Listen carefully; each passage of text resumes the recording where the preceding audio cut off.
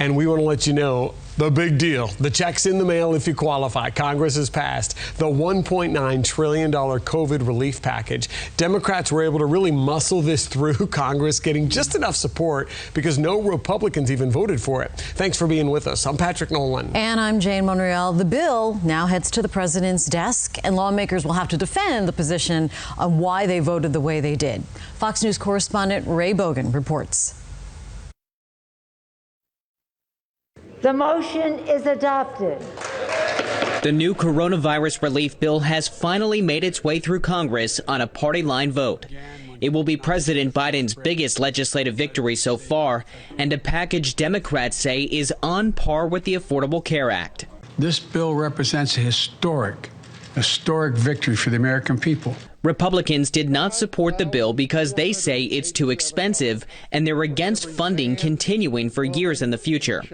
The so-called relief bill will end up costing every hardworking taxpayer in America more than $5,000 each. They also say there are unrelated and unnecessary items like $350 billion for state and local governments, $270 million for arts and humanities, and $50 million for environmental justice. Some of these states have actually, like California, they've got billions of dollars more in revenues this year than they had in the previous year. Democrats say the bill will give Americans much needed help with $1,400 stimulus checks, $300 a week in added unemployment, and billions for schools. It also includes funding for COVID testing, protective equipment, and vaccines. A top House Democrat accused Republicans of not voting for it to snub President Biden. The virus is still with us. The economy is struggling. But now we have a Democratic president. The White House says President Biden will sign the bill into law Friday. In Washington, Ray Bogan, Fox News.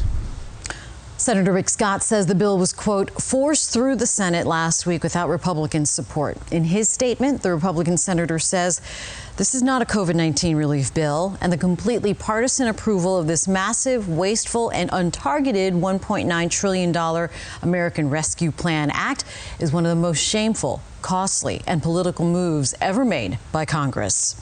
The senator is urging governors and mayors to return excess federal funding from the stimulus package.